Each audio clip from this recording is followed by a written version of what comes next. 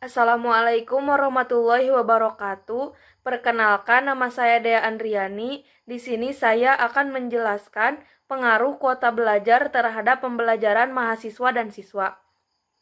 Latar belakang masalah, pandemi COVID-19 yang saat ini masih menjangkit beberapa negara di dunia ini memang membawa dampak negatif.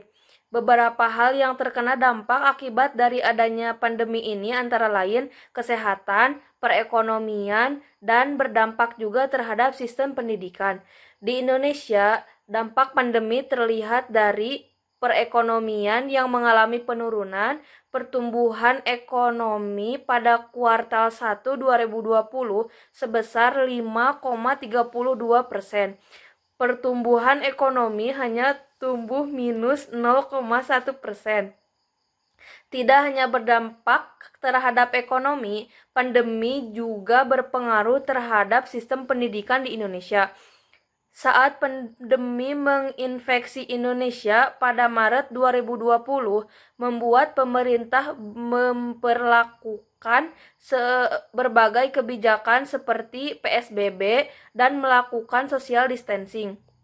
Oleh sebab itu, sejumlah kegiatan harus dilakukan secara jarak jauh atau daring demi untuk memutus rantai penyebaran COVID-19. Seperti sekolah dasar, sekolah menengah pertama, sekolah menengah atas, dan perguruan tinggi harus melakukan pembelajaran secara daring atau online. Selain itu, sejumlah pekerjaan harus melakukan pekerjaan di rumah secara online atau WFH, work from home.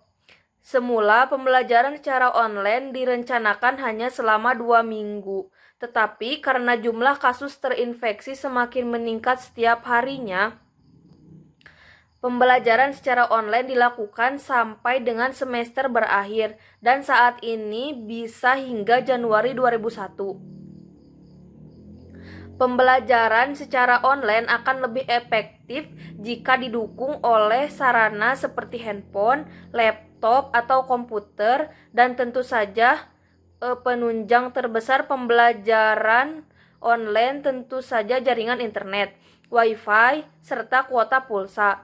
Sistem pembelajaran jarak jauh secara online memiliki dampak positif dan negatif bagi semua orang. Dampak positif pembelajaran jarak jauh atau online bisa membantu memutuskan rantai penyebaran COVID-19. Bagi anak perkuliahan menjadi lebih fleksibel dan tidak perlu mengeluarkan uang transportasi bagi anak SD, SMP, maupun SMA.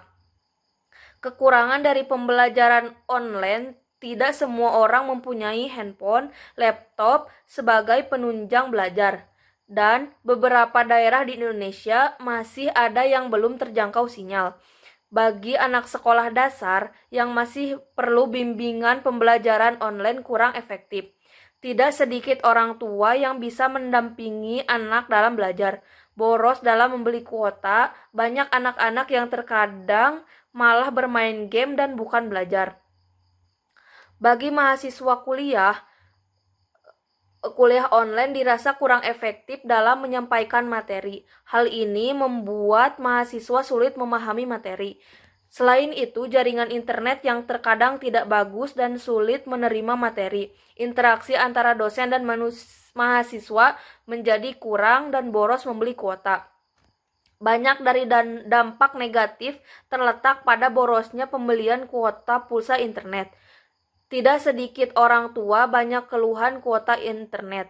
Hal ini membuat Kementerian Pendidikan dan Kebudayaan membuat kebijakan berupa bantuan kuota internet. Kemendikbud telah menyesuaikan kebijakan untuk mengalokasikan dana guna menyediakan dalam bentuk kuota internet bagi guru, siswa, dosen, dan mahasiswa. Hal tersebut tertuang dalam Peraturan Menteri Pendidikan dan Kebudayaan atau Permendikbud nomor 19 tahun 2020 tentang perubahan Permendikbud nomor 8 tahun 2020 tentang petunjuk teknis reguler yang diterbitkan pada 9 April 2020. Upaya yang dilakukan Kemendikbud untuk memberikan bantuan subsidi berupa kuota internet ini berdasarkan dari keluhan masyarakat yang mayoritas terkendala pulsa kuota internet dalam mengakses pembelajaran jarak jauh atau PJJ secara online di tengah kesulitan ekonomi akibat terdampak pandemi. Rencana total anggaran untuk pulsa internet sebesar 7,2 triliun. Subsidi kuota internet berlangsung selama 4 bulan, terhitung dari bulan September sampai bulan Desember 2020, di mana rencana pembagian siswa mendapat 35 GB, guru 42 GB, mahasiswa dan dosen 50 GB. Masing-masing akan mendapatkan kuota internet setiap bulannya. Rumusan masalah. Berdasarkan latar belakang tersebut, penulis mengidentifikasi beberapa permasalahan, di antara lain, yang pertama, kenapa pemerintah memberikan bantuan kuota belajar. Kemudian yang kedua, apakah dampak positif dan negatif dengan diadakannya bantuan kuota belajar terhadap pelajar. Kemudian yang ketiga, apakah bantuan kuota belajar ini akan efektif jika diadakan dalam jangka panjang. Kemudian yang keempat, apakah siswa yang tidak memiliki telepon seluler mendapatkan bantuan kuota pelajar atau tidak. Kemudian tujuan penelitian. Dari tujuan ini kemudian ada tujuan penelitian. Adapun tujuan dari penelitian tersebut adalah yang pertama, untuk mengidentifikasi pemerintah dalam memberikan kuota bantuan kepada pelajar. Kemudian yang kedua, untuk mengetahui perbandingan dampak negatif dan positif dengan diadakannya bantuan kuota belajar. Kemudian yang ketiga, mengetahui keefektifan kuota belajar dalam jangka panjang. Kemudian yang keempat, mengetahui syarat dan ketentuan untuk mendapatkan bantuan kuota belajar. Kemudian ada manfaat penelitian. Manfaat dari tujuan penelitian ini adalah agar pelajar lebih bijak dalam menggunakan kuota bantuan dari pemerintah, dapat meningkatkan kemampuannya serta wawasan terkait tentang teori penerapan mata pelajaran. Saya Sintia Nurrahmah. Pada bab 2 ini terdapat teori variabel, di mana Sekretaris Jenderal Kemendikbud yaitu Ainun Naim, beliau berkata, bantuan kuota data internet diberikan kepada siswa, mahasiswa, guru, serta dosen. Kepala Biro Kerjasama dan Hubungan Masyarakat Kemendikbud yaitu Evi Mulyani menjelaskan tujuan Kemendikbud untuk membedakan kuota menjadi dua bagian, yaitu ada kuota umum serta kuota belajar. Kuota umum diperuntukkan mengakses seluruh kegiatan di internet. Sementara itu, kuota belajar hanya bisa digunakan dalam situs aplikasi tertentu. Saya Sintia Nurrahmah.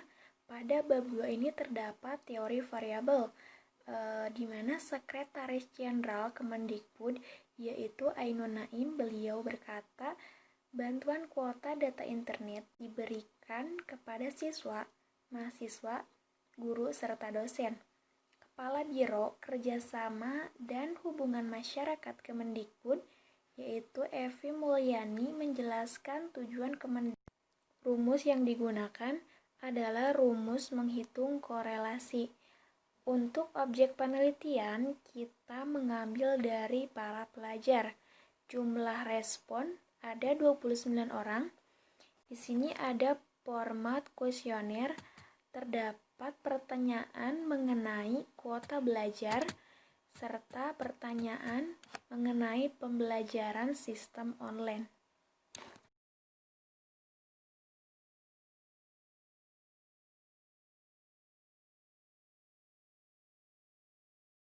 Assalamualaikum warahmatullahi wabarakatuh. Perkenalkan nama saya Muhammad Daya dari 3A yang akan menyampaikan persentase laporan dari mata kuliah statistika dan probabilitas ini.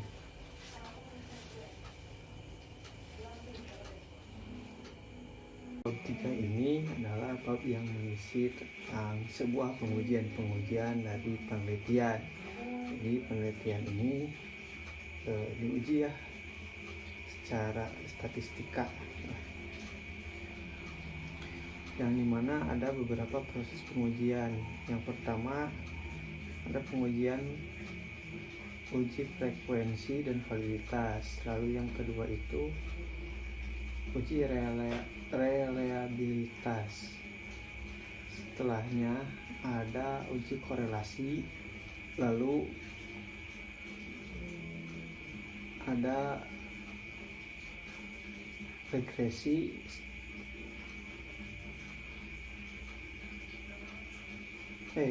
mohon maaf ya, sebelum regresi ada koefisien determinasi terlebih dahulu. Jadi dihitung dulu koefisiennya, lalu ada regresi, setelah itu uji hipotesis dengan tabel T.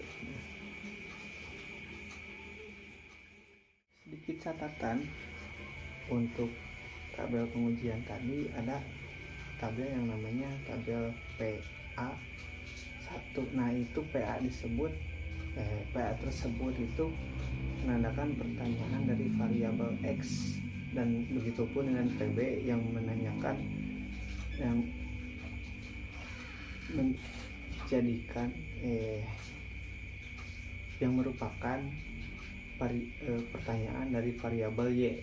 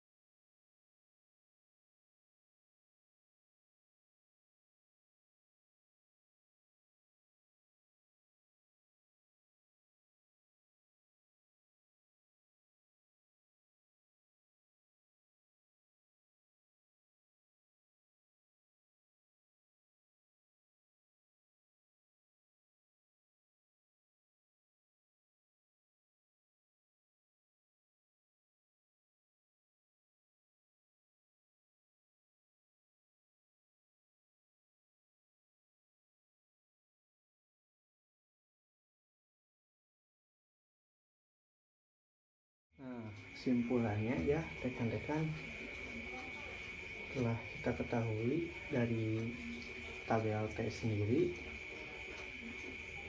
yaitu uji hipotesis, yang dimana di sini kuota belajar itu sangat berpengaruh pada pembelajaran sistem online ya. Karena demikian,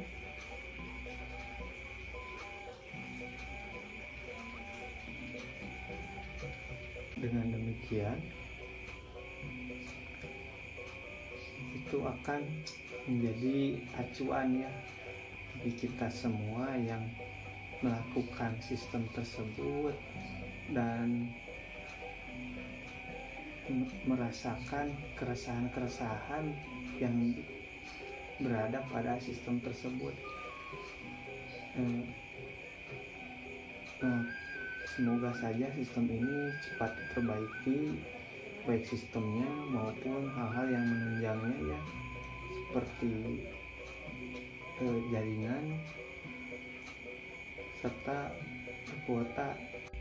yang menjadi hambatan bagi pelajar-pelajar yang menggunakan sistem berbasis online ini supaya dimudahkan kembali. Mohon maaf,